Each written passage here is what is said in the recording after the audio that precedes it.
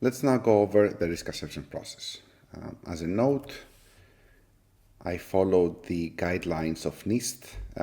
You can see NIST Special Publication 830 Guide for Conducting Risk Assessments. So I'm using the risk model, the analysis approach, and the assessment approach from that NIST guideline. Okay, so the risk assessment would have 4 steps. 1, preparation. 2, conducting the assessment. 3, communicating the results. And then step 4 would be the maintenance of the assessment. Starting from step 1, preparation. This is actually coming from the framing part of the risk management approach. And this is where you identify the purpose of the assessment and its scope. For example, you acquired a new company, so you need to do your risk assessment for the whole organization, or there's a vulnerability that came out, so you need to do a risk assessment for the components that are affected by this vulnerability. So in preparation phase, you identify purpose and scope, assumption and constraint associated with the assessment, and you identify the source of information to be used as inputs to the assessment. And the information can be from tables. The assessment guide I pointed out has a lot of tables that can help you with many of the things we'll discuss today. Another table discusses threat sources identification. So different tiers can have different information coming in. Any source information can be credible, open source, classified. Very important, the major source of information for your risk assessment would be previous risk assessments you have performed. Taxonomy of threat sources, the CWEs we'll see in an upcoming video. So you can use this table, but most of it will come from the experience and the previous risk assessments you have initiated in the organization. So in the preparation phase, you find the sources and also identify the risk model and analytic approaches we discussed before. Threat, vulnerability, impact, and likelihood, and how they connect, and your analytic approaches, quantitative, qualitative, and so on and so forth. So you do that, and then after you have prepared, you can start conducting the assessment by step 1, within the step 2, identifying threat sources and events. Many of these threat sources could be known or understood, but it's always preferable to have them in a list mode, so we can go over all of them and understand how many of them we can actually address in our risk assessment. So in this first step, step 1, it will be identify threat sources. You identify characterized sources, including capability, intent, and targeting characteristics. So they can split in adversarial and non-adversarial threats. Adversarial can be individuals, either outsider or insiders, can be groups, can be other organizations, or can be nation states. Can be accidental threat sources, it can be structural ones, the components, failures of components, environmental controls, or can be environmental threats. There could be a fire that renders some of your equipment inoperable, and you need to understand what kind of risk that imposes to your organization. So you can go over the threat sources, and for the ones that are relevant to you, you list them as one of your threat sources for the risk assessment. That should be step 1. Specifically for ICS, understanding ICS threats, you can also go over the ICS attack surface and see what can be potential threats to your industrial control system, from the engineer laptops and workstations that will be in the process environment, non-patched or misconfigured systems, any wireless network, Wi-Fi, Bluetooth you might have, exposed wiring or equipment cabinets, connection to business networks from the workstations, so you breach the air gap, USB drives, Stuxnet for example, remote maintenance access, you have your vendors accessing for maintenance or for other purposes your equipment, and it could be HMIs that can be unattended in unprotected areas within the ICS. So the ICS attack surface is pretty wide actually, and besides the threats that we saw before, it's also very important to go over your environment and try to be creative about all possible threats you have in your industrial control system. So after the threat sources, you have to identify threat events. So the NIST guideline here is threat oriented. So it goes after threat events and associates risks with threat events. The guidelines have a table that's very long actually, and here I just copied, pasted some part of it that has some examples of potential threat events, either adversarial or non-adversarial.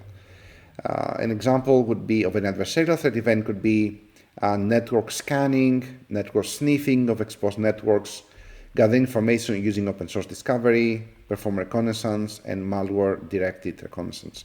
And you can see description of each threat event.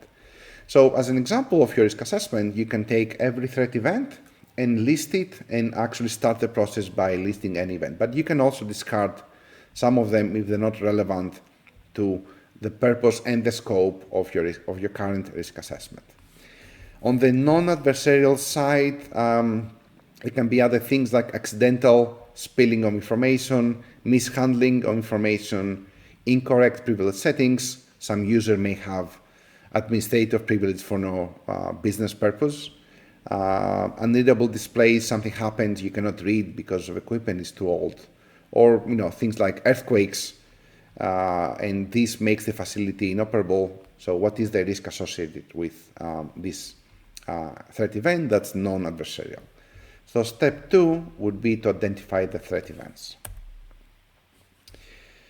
So this is where we are, identify threat sources and events. After we have the list of the sources and events, the next part will be to identify vulnerabilities in the context of predisposing conditions in order to see how the threats can become a reality, because threats are materializing through vulnerabilities, given the risk model we have selected. Identifying vulnerabilities, you can use also the tables given by the NIST guidelines, and once you have the vulnerabilities, you have to assess their severity. Vulnerabilities we'll see in the upcoming video can come from CVEs that are associated with your equipment, that this equipment has a buffer overflow vulnerability, and the CVSS score, the vulnerability scoring, will be a number from 0 to 10. So looking at your assets, you can look at also CVEs that exist for the asset and list all the vulnerabilities that are applicable to the assets. All Windows vulnerabilities, you have Windows machines. All Siemens vulnerabilities, you have a Siemens PLC, or Codesys vulnerabilities, you have a Codesys stack. You go through over all the CVEs, and every vulnerability will have a scoring associated with that, and that scoring will give you this qualitative, can be again very high to very low, can be an exact number, or a combination of the two in the semi-quantitative value. So in that step, you identify vulnerabilities associated with your assets. Predisposing conditions, you have different types, information related, technical or operational, and you can see that given different conditions, then you also understand your vulnerabilities and their impact differently. For example, in technical, functional, you have single users, or you have many users, or you don't have connection to the network. So this means that, for example, to exploit a vulnerability, you have to have, as we said before, your asset connected to the internet, or your asset connected to the network. So if you haven't connected the network, then you have different environmental conditions associated with the vulnerability. That means you don't worry too much about it compared to a network device that can be exploited through this specific vulnerability. So you need to also go over the predisposing conditions and associate and map the vulnerabilities to the condition, actually match them and associate them. So, and to understand the severity of the vulnerability, because again, vulnerability will be exposed and exploited given different conditions. So that concludes that part. After we identify the vulnerabilities and their conditions, we try to understand the likelihood of occurrence, the likelihood of the threat being exploited through this vulnerability. So likelihood now becomes a bit more empirical. You have to have experience to give likelihood values because they're kind of more high level. So you start by saying this is highly unlikely, unlikely, highly likely. This you need experience to understand whether the adversary will initiate the threat event. And that's on the adversarial part. On the non-adversarial, you can use statistical models. If it's something that is happening regularly, someone is making a mistake, or if we're talking about earthquakes or fires or floods, you can look at historical data to understand whether these acts of nature will be somewhat likely to occur 1 to 10 times a year, or once every 10 years. So this should be easier, and based on historical incidents, this should be more empirical, understanding the adversarial ones, whether it's highly likely, somewhat likely. It would be also looking at your data as well. Might have by being attacked regularly, or are there similar attacks occurring in the same industry? The power grid, do I see more and more power grid attacks?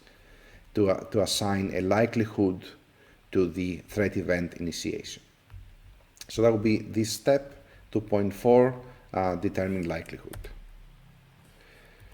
So after likelihood is being determined, now we're trying to understand impact. What can happen, how bad the situation will be if this vulnerability is being exploited. And determining impact, this is where we need collaboration with experts from various parts of the organization, the safety ones, the process engineers, the operators.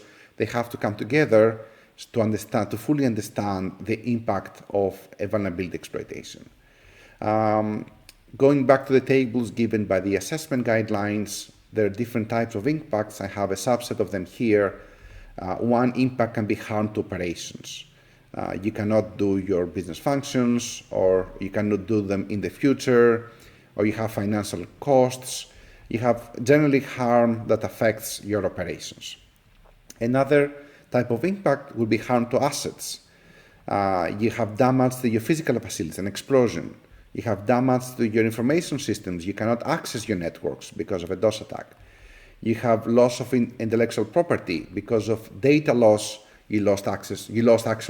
Someone stole your patents or other sensitive information you might have. So this would be under harm to assets impact. And another example would be harm to individuals. Injury or loss of life, identity theft, psychological mistreatment, damage to image or reputation will be other examples of impact,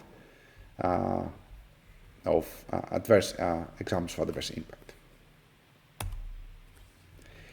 Now that we have all the information we needed, what is the magnitude of impact and what is the likelihood of occurrence of that vulnerability exploitation by that threat source, we can now determine the risk. And as we keep saying, typically risk in our risk model, or the generic risk model, would be a function of the impact and the likelihood.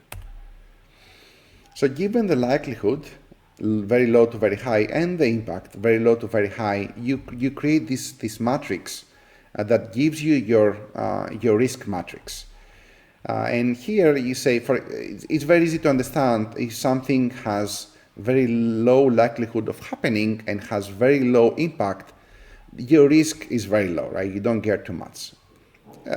Similarly, on the other side of the spectrum, very high likelihood with very high impact would give you very high risk.